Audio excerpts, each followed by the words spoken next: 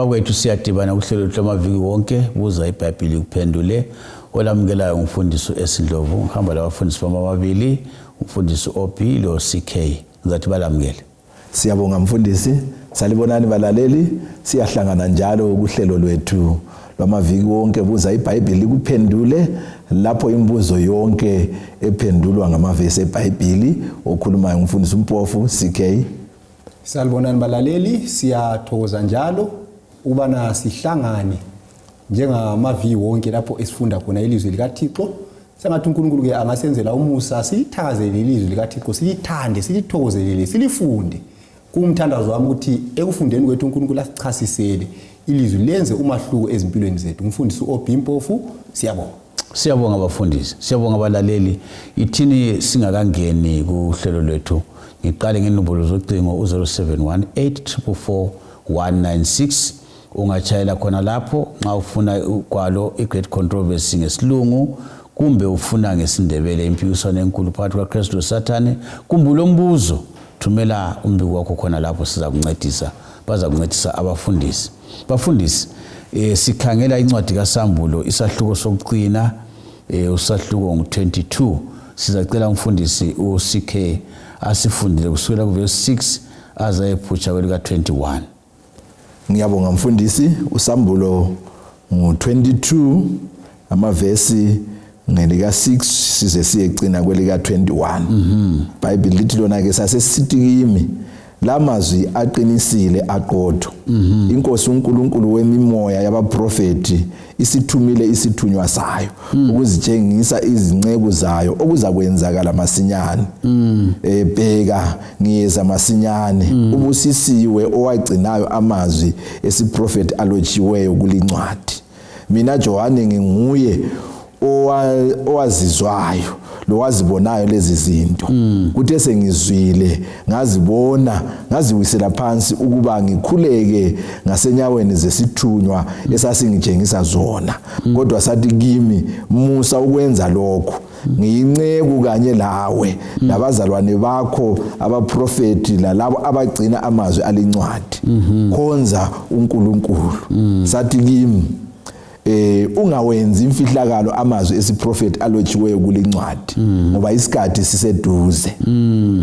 Ongalunganga kahlale esenza okungalunganga, ongcolileyo ahlale engcolile, kodwa olungileyo ahlale esenza ukulunga, longcwele ahlale engcwele. Bheka ngiyeza masinyane, ngilomvuzo wami ukunika lo lalo njengemisebenzi yakhe.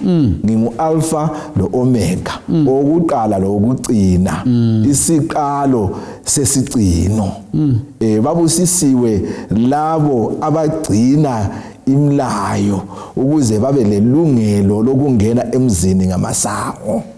Ngaphandle kukhona izinja labathakathi leziphingi lababulali labakhonza izithombe labo bonke abathanda inkohliso bayenze. Mina Jesu ngisithumile isithunywa sami ukufakaza ngalezi zinto kimi emabandleni. Ngiyimpande lenzalo kaDavida, indonsakusa ekhanyayo. Umoya lomlobokazi bathi woza. Lozwayo lokhu gatsho athi woza. Lo mileyo geze, othandayo kathathe amanzi okuphila ngesihle. Ngiyabaxwayisa bonke abawezwayo amazwi esiprofeti alotshiwe kulincwadi. Uba umuntu esengezelela kuwo, uNkulunkulu uzakwengezelela kuye izifo ezolotshiweyo kulincwadi. Uba umuntu ephungula amazwi esiprofeti alotshiwe kulincwadi, uNkulunkulu uzaphungula isabelo sakhe esihlahleni sokuphila lasemzini wongcwele, izinto ezilotshiweyo kulincwadi. Ofakaza ngalezi zinto uthi impela ngiyeza masinyane. Amen. Woza Nkosi Jesu. Umusa weNkosi uJesu kawube labo bonke abangcwele. Amen. Amen. Siyabonga mfundisi OP uhle usiqalisele khona lapho. Xa sikhangela uverse 6 ubufakazi bengilosi ngoJesu singathini ngabo? Siyabonga. So lapha sinanzelela ukuthi nxa ingilosi ikhuluma iyaveza lapha ukuthi uJesu nguye othuma abaprofeti. Kulo hlupho oluba khona abanye uyabezwa besithi iBhayibheli libhuku lamakhiwo. Yikho ke lapha kuqakathekile ukuthi kuyafakazwa lapha ukuthi inkosi uNkulunkulu yiyo ethumela abaprofeti. Sokwathunyelwa ilizwi livela kuNkulunkulu ngengilosi. Ingilosi iletha kumprofeti. Nxa sikhangela incwadi kaSamuel kumbe ngithi mina nxa sikhangela iBhayibheli lonke, kaso umuntu nje owaphonga usuka wacabanga ukubhala phansi ibhuku. Kodwa kulesandla sikaNkulunkulu nguye owathuma abaprofeti sebenzisa ingilosi zakhe ukuthi balobe phansi ilizwi likaNkulunkulu. So amazwi eBhayibheli ngamazwi avela esihlalweni sikaNkulunkulu kumbe ilizwi likaNkulunkulu eveza intando yakhe ebantwini. So yikho okukhulunywa iBhayibheli lapho ukuthi amazwi lawa aqinisekile. Itsho njalo iBhayibheli ithi amazwi lawa athembekile njalo aqinisekile ngenxa yani ngoba kasomazwi omuntu. Phela umuntu uyatshintsha, umuntu uyakhuluma amanga. Kodwa amazwi lawa ngamazwi avela enkosini isebenzisa abaprofeti. Kuyagcizelelwa futhi khonokho kuPetro 2:1 ivesi ngu20 lo21. Ithi iBhayibheli akuzanga siprofeti ngentando yomuntu, kodwa abantu bakhuluma kumbe baloba beholwa kumbe bephefumulelwe ngumoya oyingcwele. So lapha sibona ukuqiniseka kwelizwi likaNkulunkulu. Njalo okunye futhi okumqoka laphana ukuthi okuvezwa lokhu kuyasitshengisa ukuthi incwadi kaSamuel iyagcizelela ukuthi izinto lezi kumele zenzakale masinyane. Kuyaphindwa khonokho. Kumele zenzakale masinyane. So uJesu nxa eveza la encwadini kaSamuel uvezwa njengozayo masinyane. Iziprofeti zakhona kumele zigcwaliseke masinyane. Ungayibambanisa khona phana lo verse 7 uyaveza ukuthi ngiyeza masinyane. So ngezinye indlela ukuza kwaJesu asonto ekhatshana yinto eseduze. Kumele ukuthi siphile njengabantu abakwaziyo khona lokho. Siyabonga mfundisi, ngiyakwazi ukuthi 1800 bathi uJesu yeza masinyane. Kunjalo. Ngathi ngu2025. Kunjalo. Sithi manje esingakutsho owakuqala okukhulu ukuthi umuntu othi yena uJesu sephuzile umbuzo omkhulu ukuthi ulungele yini ukuthi angabuya namhlanje ungasindiswa. Khona kuyasincedisa ukuthi sizwisise ukuthi uNkulunkulu uyabekezela. Abaningi bethu nxa uJesu engabuya namhlanje singalahla. So owakuqala kulokuthi abantu bathi hayi uJesu sephuzile ukubuya, okukhulu ukuthi wena umlungele yini. Ngowakuqala lokho ngoba kwesinye isikhathi umuntu angathi uJesu usephuzile, umuntu sengafa anytime. Ungavele ufe ungalungelanga ukuza kwaJesu sokuphelile ngawo. So into eqhathikileyo nxa sikhangela ukuza kwesibili kwaJesu yikulungisela ukuthi umuntu selungiselele yini. Okwenza sibone sengathi kuyaphuza ikubekezela kukaNkulunkulu. Kodwa nxa abantu bonke bengalungela ukuza kukaNkulunkulu uJesu angabuya laloba nini. Uphuziswa ikubekezela kwakhe ngokulothando. Ufisa wena lami sehlukane lezono zethu. Labanye abantu abangabi kwazi ivangeli. Bakhona abanye abantu abangezwe leli vangeli. uNkulunkulu sababekezelela ukuthi ivangeli libafinyelele abesebuya ke azothatha ukwenzela ukuthi abazakulahlwa kube yilabana abazwileyo kodwa baye njani bala ukukhetha. So yikubekezela kwakhe okwenza sibone sengathi uphuzile kodwa akaphuzanga. Ukuza kwaJesu kumasinyane ukwedlula indlela esingabe siyikhangele. Kungenzekala mfundisi singakaye kusikhe ukuthi kumele ukuthi siminya lokugcizelela lokuqhakathekisa ukuthi uJesu yeza masinyane. Ungakufithizela njani ukuthi akumelanga ukuthi sibe lesidina lokudonda lokucabanga ukuthi hayi singakathi sikathi sakukhuluma sokusidinisile. Yinto ejahe okungakanani. Siyabona. Into ephuthuma okungakanani. Siyabona. Incwadi kaSamuel ke isincedisa ukukhona lokho. Incwadi kaSamuel iyasivezela ukuthi iziprofeti zeBhayibheli zigcwaliseka masinyane ukwedlula indlela esikhangelele ngayo. So ngendlela ukuza kwaJesu asonto esingathi thina hayi asike sime ngakho. Hayi usahluko swayise sifunde khona la uzananzela ukuthi kuyaphindwa ukuthi ubheka ngiyeza masinyane. Kumele ugcwaliseke masinyane. Kumele ugcwaliseke masinyane. Kwesinye isikhathi thina ngenxa ukuthi ingqondo zethu zithundubezwe yisono asikuboni khona lokho. Kodwa ungakhangela ngitsho la ngendlela umhlaba osiyiyo yona uzakubona ngempela ukuthi umhlaba lo usugugile uya emaphethelweni masinyane. So ukuza kukaJesu ngempela kumaci kumasinyane futhi kumasinyane ukwedlula indlela esikhangelele ngayo ngoba abanye kuzasijuma silokho sithi umhlaba lo lokusiya phambili kodwa uJesu afike singamlindelanga. Kungenzakala yini mfundisi ukuthi abantu abakade balinda badinwe umasinyane bakhona kanye nilinganise ukuthi kwesinye isikhathi lentshumayelo ezikhuluma uza kwaJesu sezingani sezisilela sekhona yazisenenge kunjalo. ngikhumbula omunye umfanekiso okhulunywayo ngumuntu wayelindele ibhasi. Kuthiwa umuntu wayelindele ibhasi lo wathi hayi ibhasi siphuzile. So kuthiwa kwakulesigodo kwabe singathi silubhalo elokho efaka umuntu wakhe phakathi ekhipha efaka umuntu wakhe phakathi ekhipha efaka umuntu wakhe phakathi ekhipha ibhasi siphuzile. Wabe faka umuntu wabamba ibhasi yathutsha. Ibhasi yamthiya elokho ezangu ukwatha umuntu khona. So kuyasivezela ukuthi usathane uyakulibazisa. Ulokhu ufaka umuntu umuntu uzigcina usekele ukuphuma. Kodwa nxa ulindele ibhasi kumele ube kwazi ukuthi ibhasi iyabuya. Njalo kumele uhlale ngoba ibhasi iyalindelwa, ibhasi kayilindeli umuntu. So ukuza kukaJesu kumele ithina sikulindele. Nxa uJesu ebuya akusoze kube lenye chance yokuthi umuntu ajunyayezwe aphendule. Yabe sokuphelile. Mfundisi, ngiyabonga mfundisi ke umdladla wethu umele ube nganani ngokuza kwaJesu kwesibili. Ngoba nje wasithi kuyaphindwa la. Bheka nyeza masinyane. Yathi bheka leli lithi ukuthi qaphela kumele umdladla wethu ube nganani mfundisi. Kumbe kuyini kumele sikwenze uze umdladla wethu ungehli ngalindaba yokuzaJesu wesibili. Siyabonga mfundisi wami. Mina ngicabanga ukuthi okuphuzisa ukuza kukaJesu yikwehla komdladla wethu. Ngoba thina yithi esingaphangisisa ukuza kukaJesu ngokwenza lokho kumele sikwenze. Singakwenza uJesu yena uselungele ukuthi angeza ngitsho la ngasiphi isikhathi. Kodwa ngenxa yokuthi singani sidonzele emuva uyananzelela ukuthi abanengi bangasala embusweni. What is true? So ke okuqhakathekileyo ukuthi umdladla wethu kasikwenzeni kwangani ngumzuzu olandelayo uJesu uyeza. Singakwenza khona lokho umhlaba masinyane ungalungiselelwa labantu balungiselelwe uJesu uza kwehla masinyane uyazo status sekhaya. Hayi yekela sidlule sibambe isikhathi sethu mfundisi. Siyabonga. Akusincede khona apha sikhangela ngendaba yokuthi khona ubufakazi bukamoya ngesiprofeti bungasincedisa njani njengabalandeli bakaJesu. Siyabonga mfundisi wami. Sizafunda lapha encwadini kaJohane isahluko ngesika 16. Ngizafunda ivesi ngelika 13 lelika 14. uJohane ngo16 verse 13 no 14. Ithi yona ke nxa umoya weqiniso esefikile yena uza kuliholela eqinisweni lonke ngoba kayi kuzikhulumela ngokwakhe kodwa lokho akuzwayo uza kukhuluma alibikele izinto ezizayo. Uza kungidumisa ngoba uza kuthatha okungokwami alibikele khona. So ke ungananzelela lapha siphiwa nje ngokucacileyo ukubana ke umoya kaNkuluNkulu yiwo oza kusiholela emaqinisweni.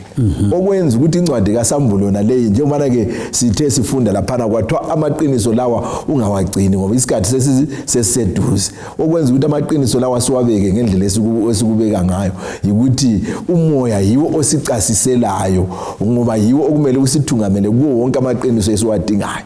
So kuba kuhle ke ukuthi sibe ngabantu abalobudlelwano loNkulunkulu. Umoya oyingcwele uzasivezela lokho kumele sikwenze ngesikhathi esiyizo. Aphinde futhi angaphonga ukusivezela ezintweni ezingelamsebenzi. Uzasivezela amaqiniso ngoba yena usivezela amaqiniso kaJesu, amaqiniso kaNkulunkulu. Siyabonga mfundisi. Bheka nyeza masinyane.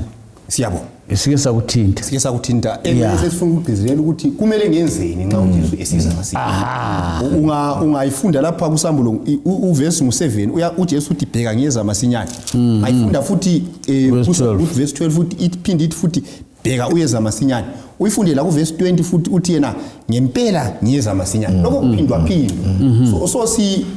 So sifunda lapho ukuthi uJesu ngempela uyeza masinyane. Kodwa kumele kungenze ngiphile njani empilweni yami yansuku zonke. Kudala obaba babesebenza emadorobheni. Kwakusaziwa ukuthi nxa ubaba kumbe ubuye kupheleni kwenyanga kwakulungiselelwa uyathanyela iguma uyalungiswa ukwenza ukuthi nxa umdala efika athola into zonke zisendaweni yazo. So nxa kuthiwa uJesu uyeza masinyane ngokujulileyo ukuthi lungiselele ngoba uyeza masinyane. Ngoba uJesu nxa esiza la kabuyi kufana lomuntu oyabhala umhloliso. Ilanga lomhloliso kawubuyi kuzokuncedisa ukubala. Umhloliso uzokuhlola ukuthi ubalile. So uJesu nxa esiza lapha kabuyi kuzokuncedisa abantu ukuthi balungele ukuyahlangana laye.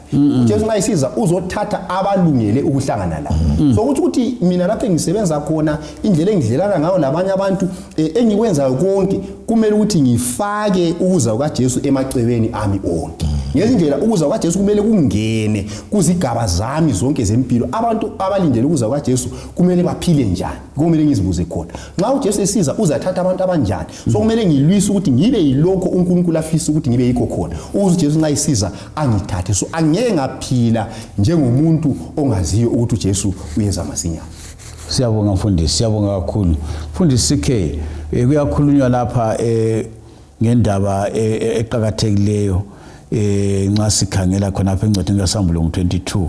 Umfundisi uyagcizelela ukuthi uJesu uyeza masinyane, kumele silungele ukumhlangabeza.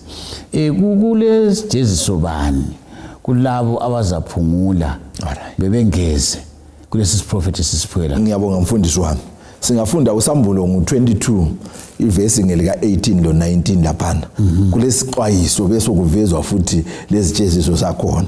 Ivesi ngelika 18 ithona ke ngiyabaxwayisa bonke abawezwayo amazwi esiprofeti alotshiweyo kulincwadi. Uba umuntu esengezelela kuwo, uNkulunkulu uza kwengezelela kuye izifo ezilotshiweyo kulincwadi. Uba umuntu ephungula amazwi esiprofeti alotshiweyo kulincwadi, uNkulunkulu uza kuphungula isabelo sakhe esihlahleni sokuphila lasemzini ongcwele, izinto ezilotshiweyo kulincwadi. Ngamanye amazwi isixwayiso sakuqala ukuthi akumelanga singezelele. Uhlutsho ukuthi ukwengezelela yikufaka izinto ezingekhoyo ubusufaka ezakho. Abe sesithi yona ke isixwayiso kakungabi khona ongezelelayo ofaka okungekhoyo okungafakwanga nguNkulunkulu. Abe sesithi kakungabi khona futhi ophungulayo isixwayiso futhi. Ophungulayo ngokhiphayo kuloko okufakiweyo, abe sechiyo okunye athatha akufunayo, achiye angakufuniyo. Isikhathi esiningi njengabantu lokho okumelana lathi okusikhuzayo nokuchaya izixuku lapho esicatshe khona asifuni ukuzwa. So khonokho yikho esikuxwayiswayo lapho ukuthi okuselizwini likaNkulunkulu kasikukhulume njengoba ke kunjalo ukuthi kutsho inkosi uNkulunkulu. Singangezi, singaphumuli. Then izijeziso zakhona lapha kuthiwa oza kwengezelela lapha. uNkulunkulu uza kwengezelela izifo ezilotshiweyo kulincwadi phezu kwakhe. Zibaliwe izifo kusike zazifunda kumaviki adlulileyo la kunyanga ezidlulileyo. Izifo uNkulunkulu azazithela phakathi kwalabo abangamamungelanga. So uNkulunkulu uthena ke ungavele ube ngolomkhuba okungezelela ukufaka kwakho ungayisiko ukuvela kuNkulunkulu. uNkulunkulu uza kwengezelela izifo lezi ezilotshiweyo. Lo khiphayo futhi achiwe kunye.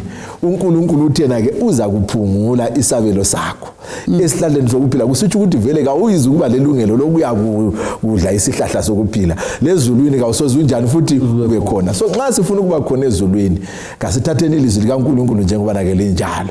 Nxa sifuna ukuya kudla esihlahleni sokuphila kasithatheni ilizwi likaNkulunkulu njengoba ke linjalo. Sithi nxa sikhuluma sithi kutsho uNkulunkulu uSomandla, hayi ukubona ukuthi kutsho mina uMpofu. Siyabonga mfundisi, mbonani ukuchasisa kahle kakhulu. Mfundisi OP, singenze njani ukuthi impilo zethu zihambelane le mfundiso kaJesu? Siyabonga. So indaba yokuphila lokuzwisisa isiprofeti sikaNkulunkulu iqhakathekile. Athesi uhlupho osolusiba khona kayisikho ukuthi abantu ababali isiprofeti kumbe ababali iBhayibheli. Uhlupho oluba khona ukuthi abantu babali iBhayibheli kodwa baphuma lencazelo ezithiyene. So umbuzo omkhulu ukuthi ngingaphathiswa njani ukuthi ngibe leshuyo ukuthi ukuzwisisa kwami yikho ukuzwisisa kukaJesu. Now omunye wayekhuluma indaba ethile ngomunye umfundisi wayejumayela kwenye indawo. Uthwabala ngalencwadini kaLuka 24 ukuthi isabatha selidlulile uJesu wavuka. Uthiwa umfundisi wathi bala isabatha selidlulile wahle wama khona. Wathi hayi isabatha antlizwa abazalwane. Isabatha selidlulile. So isabatha akusamela ngaligcina. Kodwa wayebale ongumugcanyana okukodwa wama khona. So kwesinye isikhathi abantu nxa bebala izincwadi zeBhayibheli umuntu uyabala umzilo wodwa ahlagijime ngawo ahambe lawo. Kodwa uzasibalela laphana ukuthi iBhayibheli libalwa njani. Isaiah 28 ivesi ngelika 10 verse 13. iBhayibheli yasichasisela ukuthi kumele sifunde njani iBhayibheli ukuze siphume lencazelo uJesu ayiyo ayifundisayo. Isaiah 28 ivesi 10. Right. Isaiah 28 ivesi ngelika 10. ithi ngoba uyafundisa ngalindlela kube libala ngalinye lelizwi ngalinye lomzila ngamunye lesifundo ngasinye asingama khona ku verse 13 uphindo okufanayo kuthiwa ibala linye ngalinye ilizwi linye ngalinye isifundo sinye ngasinye umzila munye ngamunye ngendlela ukuthi nxa sifunda iBhayibheli ukuze sizwisise isiprofeti sika Jesu akumelanga mphongo udobha okuyi1 ngihle ngigijime lapha kumele ngidobha umunye umzila lapha nguhlanganise bese ngiphuma lokuthi iBhayibheli lonke lithi singenze njalo sonke njengamaKristu sizaphuma lencazelo efanayo eBhayibheli ngoba uNkulunkulu lenjongo yakhe nxa ibhala iBhayibheli okumele siyifunde sizwisise siphumelayo ngokudobha kunye lapha sihlanganisa siphuma lokukodwa okufunwa nguJesu. Siyabonga mfundisi sikhe sibalule verse 20 ususichazela ukuthi iverse leli elika 20 lichoni kakhulu thina kumele silisabele njani. Ngiyabonga mfundisi wami. Usambulo ngo22 verse ngelika 20 iBhayibheli lithi lona ke ofakaza ngalezi zinto uthi impela ngiyeza masinyane. Amen. Woza Nkosi Jesu. Amen. So sinanzelela lapha ke ukuthi uJohane nguye waboniswayo lapha. Esebonisiwe ke nxa uJesu ekhulumisana laye uJohane nguye wakuqala ahle avumele phezulu nxa bekhulumisana lapha ukubana ke woza Nkosi Jesu. Ngamanye amazwi ke ivesi leyi nxa siyikhangele iyagcizelela ukuza kukaJesu ukuthi uJesu ngokweqiniso uyeza masinyane. Njalo njengoba ke uJohane wahle laye wavumela wathi woza Nkosi Jesu wayekukhangelele lathi futhi ukuza kukaJesu senze njani sikukhangelele ukuthi kugcwaliseke njengoba ke kunjalo yikho esikulindeleyo akukho kunye kumele sikujujumezele ngaphandle ukubana ke sigijimise udaba lokuthi uJesu uyeza masinyane. So ngase sithi amen siyavumelana lokuthi akube njalo intando yakho kayenziwe Nkosi. Engasukubuyela entweni eke yakhunywa ngumfundisi obi ukuthi ngekuthi amen ngapha uhloma umuntu wakhe ebhalweni kunjalo ngoza Nkosi Jesu kumele ube umuntu wakhe ungawuhloma ngebhalweni kunjalo. Mfundisi obi ukuzwa kwaJesu kwesibili kusinika themba bani lokuthi sithembeke kuye siyabonga engakabuyi. Uverse ngo12 uthi yena bheka ngiyeza masinyane umvuzo wami ukimi ukupha lo nalo ngokwemisebenzi yakhe. So ngezindlela ukuza kwaJesu kuyasikhuthaza ukuthi sithembeke ngoba Jesu uthi ngiza lo mvuzo kulomvuzo esizawuphiwa ekugcineni. So thina njengabantu abathanda uNkulunkulu umvuzo wethu kumele ube ngumvuzo wempilo engapheliyo. Ngoba Jesu ithi ngiyeza kuyasigqugquzela kuyasikhuthaza ukuthi sibe ngabathembekileyo ngokugcina imilayo yakhe. Uverse ngo14 uthi babusisiwe abagcina imilayo yakhe ngoba benza imilayo yakhe ukuze babe lelungelo esihlahleni sokuphila itsho njalo lapha. Ibisiphinde isitshele futhi ukuthi kodwa lapha kuthiwa ngaphandle komuzi kulezinja kulabathakathi kulaba abaphingayo ngezindlela kulamaqembu amabili kuleqembu elithembekileyo elithi nxa lisizwe ukuthi uJesu uyeza liyathembeka kube sokusiba labanye abahlamukayo kodwa uNkulunkulu injongo yakhe ukuthi nxa sisizwa ngokuza kwesibili kukaJesu kungabe into esenza sesabe kodwa kube into esenza sibe lentokozo njalo sigqugquzele ukuthi sithembe ngoba ukuza kwaJesu kutsho ukuphela kwenhlupho zomhlaba lokungena kwethu ekuphileni okungapheli. Sithini ke mfundisi ngalabo abathi bona imithetho kayisasebenzi yabethelwe esiphambanweni ngibanza ubalisa ukuthi babusiswe laba abagcinayo babe lelungelo. Siyabonga mhlawumbe ivangeli lokuthi imithetho kayisasebenzi engcenye livangela ukungazwisisi ukuthi umthetho usebenzana. Umthetho kawusisindisi isindiswa ngomusa kaJesu kodwa nxa sesindiswe ngomusa ngenxa ukuthi uJesu siyamthanda kumele sigcine imilayo. So umusa ulendawo yawo lo mthetho ulenjani ulendawo lawo njalo uNkulunkulu nxa esahlulela usafilela ngemithetho yakhe yikho kunywa la Jesu nxa sithi nikumvuzo ngemsebenzi wafilela ngemithetho kusitsho ukuthi imithetho kaNkulunkulu kumele siyigcine ngoba siyathenjiswa lapha futhi ukuthi babusisiwe abayigcinayo ngoba uzakwenza babe lelungelo yikuthi bagcine imithetho kabani kaNkulunkulu yikho kubanika ilungelo esihlahleni sokuphila. So umthetho kawusisindisi asiwugcini ukuthi sisindiswe kodwa siwugcina ngoba sisindisiwe. So umthetho kaNkulunkulu ukhona njalo umi kuze kube phakade. Siyabonga mfundisi. Mfundisi sikhe masibange emaphethelweni lapha kutshoni isibusiso esikusambulo 22 verse 21 kulabo abakholwayo. Ngiyabonga. Njalo thina singasamukela kanjani? Ngiyabonga mfundisi wami. usambulo ngo-23 verse ngelika-1 ngalika-21 ithi yona ke umusa wenkosi uJesu ngawube kubo bonke abangcwele. Amen. Amen. So ke isibusiso lesi mfundisi wami sisinika isiqiniselo kithi sonke esikhangelele ukuza kukaJesu kwesibili ukuthi lokhu kuza kwenza njani, kuza kugcwaliseka. So ke thina ke kumele sikwamukele njengalokho uJohane laye wathi nxa ingilosi imbonisa imtshengisa konke ekucineni laye wavuma wathi amen. So lathi akube into esiyikhangelele yona le. Mfundisi, ngingakayi ku-OP ngamafitshane iliphi ithembo ngalinika abalaleli ngalindaba esikhuluma ngayo? uJesu uyeza masinyane. Kasibambelelene ekukholweni kwethu. uJesu uyeza masinyane. Mfundisi OP. Siyabonga. Ithembe likhona ukuthi asisoze sihlupheke kuze kube nini la nini. uNkulunkulu ubekile isikhathi esokuthi uzaqeda izinhlupho zethu. Leso sikhathi isikhathi sokuza kwesibili kukaJesu. Kakuvumi ukuthi sikhuthe ubuhle obungaba uNkulunkulu asilungiselele bona obungabhadalelwa mali kodwa obudinga ukuthi ngizinikele kuJesu bese ngingena ekuphileni okungapheliyo. Nasi indaba abalaleli ithemba likhona. uJesu yeza. Umbuzo ukuthi wena umlungele yini uJesu ozayo? Mina kambe ngimlungele yini uJesu ozayo?